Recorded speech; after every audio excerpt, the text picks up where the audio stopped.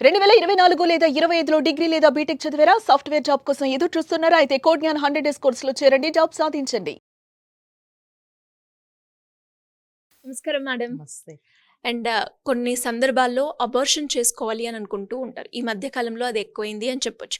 But కొంతమంది 3 మంత్స్‌కి, ఇంకొంతమంది 5 మంత్స్‌కి అబార్ట్ చేసుకోవాలి అని చూస్తూ ఉంటారు. బికాస్ ల్యాక్ ఆఫ్ అవేర్‌నెస్ అని చెప్పొచ్చు.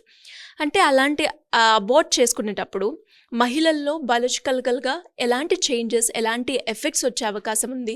అండ్ దాంతో పాటుని వాటిని ఓవర్‌కమ్ చేసుకుంటూ జాగ్రత్తలు పాటించాలి అంటే ఎలాంటి జాగ్రత్తలు తీసుకోవాలి మ్యామ్?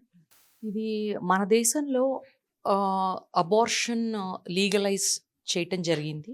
24 వారాల దాకా అబార్షన్ చేయించుకోవచ్చు.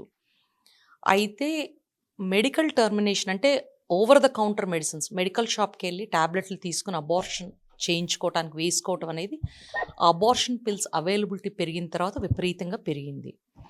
ఇది అబార్షన్ చేసుకోవాలనుకునే మహిళలు 4 విషయాలు గుర్తుపెట్టుకోవాలి.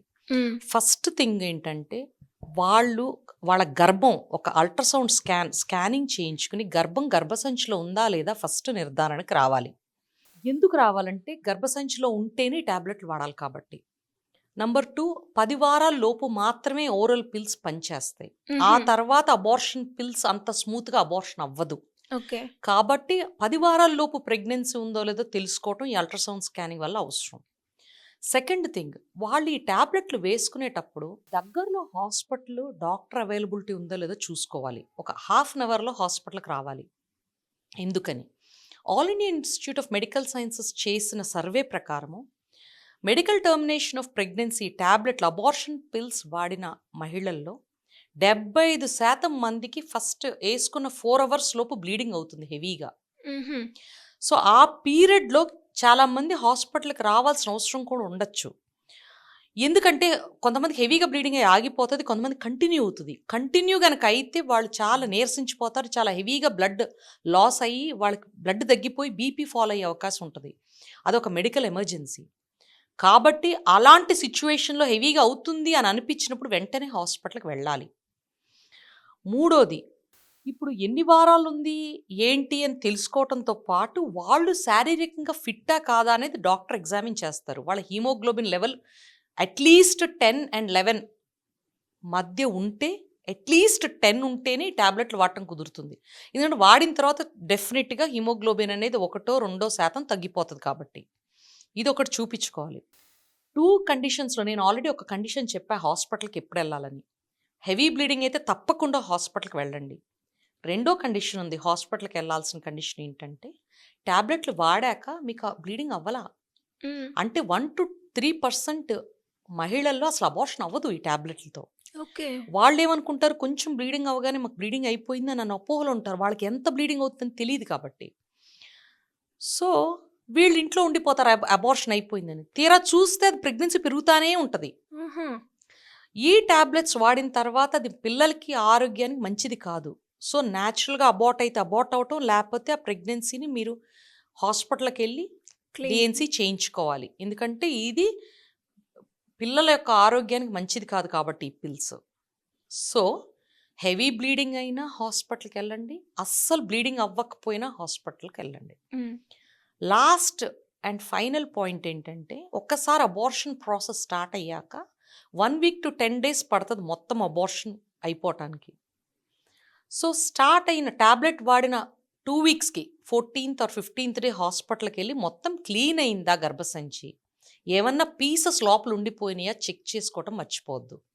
ఎందుకని, పీసెస్ కనుక ఉంటే ఇన్ఫెక్షన్ ఛాన్సెస్ ఉంటాయి, బ్లీడింగ్ ఛాన్స్ ఉంటుంది. ఎందుకంటే అది ఒక ఫారెన్ బాడీ. ఇప్పుడు గర్భసంచిలో పిండం పెరిగినంతసేపు తల్లి గర్భసంచి బ్లడ్ ఫ్లో ఇస్తుంది. ఒకసారి మనం అబార్షన్ ప్రాసెస్ స్టార్ట్ చేశాక ఆ లోపల ఆ పిండానికి బ్లడ్ సప్లై కట్ ఆఫ్ అయిపోతుంది. సో అది దానికి గర్భసంచి నుంచి బ్లడ్ రాదు, అది బయటికి రాదు. సో అదేంటి, బ్యాక్టీరియా బాగా పెరగటానికి అవకాశం ఉంటుంది. సో ఇన్ఫెక్షను, సెప్సిస్, అంటే ఇన్ఫెక్షన్ ఇంకెక్కువ అయితే దాన్ని సెప్సిస్ అంటారు, బాడీ అంతా స్ప్రెడ్ అయితే. సో ఈ సెప్సిస్ వచ్చే ఛాన్సెస్ ఎక్కువ ఉంటాయి. కాబట్టి ఇమ్మీడియట్గా చూపించుకొని పీసెస్ కనుక ఉంటే దాన్ని క్లీన్ చేయించుకోవడం అవసరం. ఏం చేయాలనేది మీ డాక్టర్ మీకు సలహా ఇస్తుంది ఆ స్కాన్ రిపోర్ట్ చూసిన తర్వాత. సో ఈ వెళ్ళటం మాత్రం మర్చిపోవద్దు. ఫైనల్గా నేను పేపర్‌లో చదివాను. ఒక government hospital nurse pregnancy test positive వచ్చాక మెడికల్ టర్మినేషన్ వాడింది. వాడి సివియర్ పెయిన్ అండ్ గిడ్డీనెస్‌తో హాస్పిటల్‌లోకొచ్చింది. కానీ హాస్పిటల్‌లో వచ్చి ఓపెన్ చూసేటప్పటికి ఆమెకి ఎక్టాపిక్ ప్రెగ్నెన్సీ. అంటే గర్భసంచి లోపల కాకుండా గర్భసంచి బయట నిల్చుంది ప్రెగ్నెన్సీ. అన్ అది రప్చర్ అయ్యి హ్మ్. It went into serious emergency. హుహు. సో ఎమర్జెన్సీగా ఆ అమ్మాయికి ఆపరేషన్ చేసి ఆ గర్భసంచి బయట ఉన్న ప్రెగ్నెన్సీ హ్మ్. ఇది ఏ ఎక్టాపిక్ సందర్భాల్లో వచ్చే అవకాశం ఉందంటారు? సారీ ఫర్ 1-2% ప్రెగ్నెన్సీస్ ఎక్టాపిక్ ఉంటాయి. హుహు. 100 మందికి గర్భసంచి లోపల నిలిచే అవకాశం ఉంటే 1-2% పేషెంట్స్‌లో గర్భసంచి బయట నిలిచే అవకాశం ఉంటది. దానికి స్పెసిఫిక్ మల్టిపుల్ కారణాలుంటాయి అది రాటానికి. కానీ అది గర్భసంచి బయటుంటే మాత్రం ఈ మెడికల్ టర్మినేషన్ ఎట్టి పరిస్థితుల్లో పనిచేయదు. వాడకూడదు. దానికి ట్రీట్మెంట్ ఏంటి? హ్మ్. సర్జరీ మాత్రమే. ఓకే. బాగా చిన్నగా ఉంది సాక్. అర్లీగా ఉంటే ఒక్కొక్కసారి ఇంజెక్షన్స్ ఇస్తారు అది కరిగిపోవటానికి. కానీ ఇదా, అదా అని ఇంజెక్షన్స్ ఇవ్వాలా?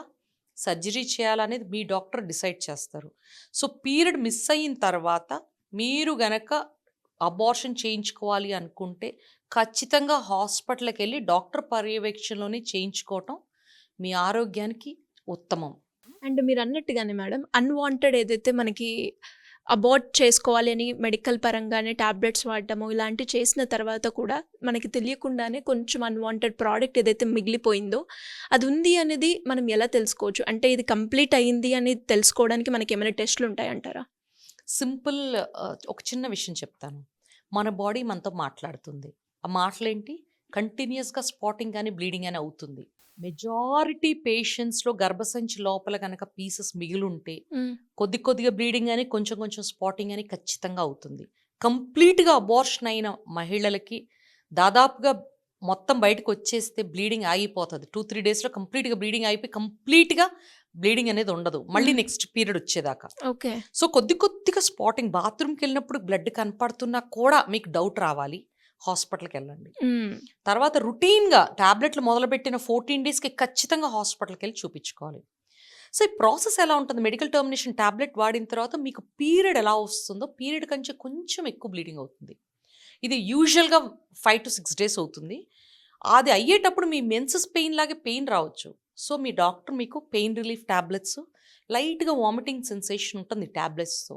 ఆ వామిటింగ్ సెన్సేషన్ రాకుండా ముందు జాగ్రత్తగా మందులు ఇస్తారు. ఆ 2-3 డేస్ మీరు వాడండి. సో దట్ మీకు బెటర్‌గా ఉంటారు మీరు. Anyways thank you ma'am. Thank you thank you. So much. Thank you అండి. సుమన్ టీవీలో మీ పర్సనల్ అండ్ బిజినెస్ ప్రమోషన్స్ కోసం కింది నెంబర్కి కాంటాక్ట్ చేయండి.